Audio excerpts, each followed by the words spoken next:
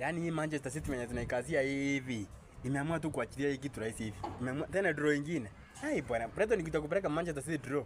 Sasa Arsenal ikishinda leo itaenda wapi sasa? Bwana, hii lazima nifike nikaze. Siwezi kubali ya leo. Ya leo nao siwezi kubali.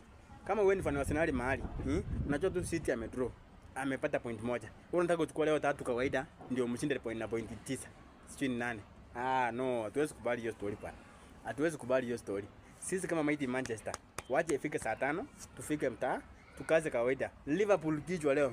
Mohamed Salah leo mnasema afungange mabao. Leo si mtamuona. Kodi Gakpo ako hapo. Ekitika ako hapo hapo nyuma. Hapo mbele. Ekitika si ako hapo mbele.